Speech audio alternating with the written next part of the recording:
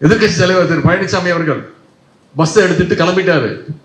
கிட்டத்தட்ட 3 மாசமா பஸ்ல தான் சுத்திட்டு இருக்காரு. ஒரு 15 நாட்களுக்கு முன்பு நீங்க பார்த்திருப்பீங்க, தொலைக்காட்சியில பார்த்திருப்பீங்க.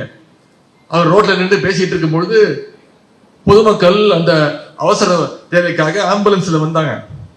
அந்த ஆம்புலன்ஸை நிப்பாட்டி அதை மிரட்டி, அந்த ஆம்புலன்ஸ் வண்டியை நோட் பண்ணுங்க, அந்த டிரைவரை கீழே இறக்குங்க, இப்படி பல்வேறு இடைஞ்சல்கள் பண்ணி ஒரு அவசர ஊர்திய நிப்பாட்டின, அதை விமர்சனம் பண்ண வீடியோக்கள்லாம் வைரல் ஆச்சு.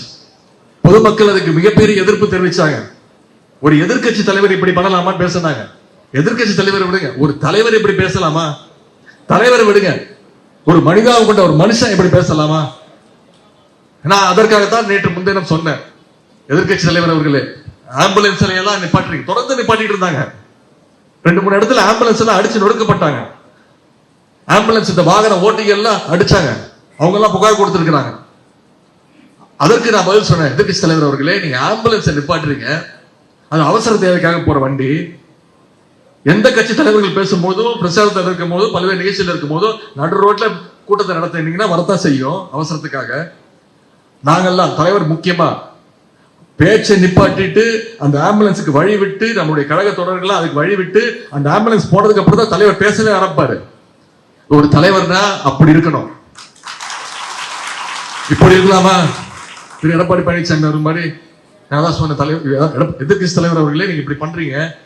உங்களுடைய கட்சி இன்னைக்கு ஆம்புலன்ஸ்ல போற நிலைமையில இருக்கு.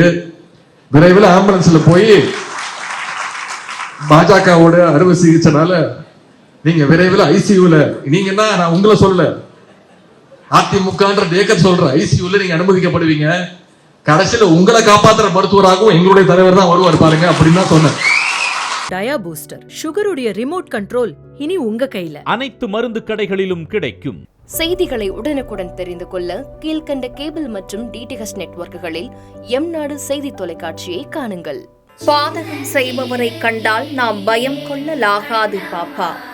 மோதி மிதித்து விடு பாப்பா, அவர் முகத்தில் உமிழ்ந்து விடு பாப்பா.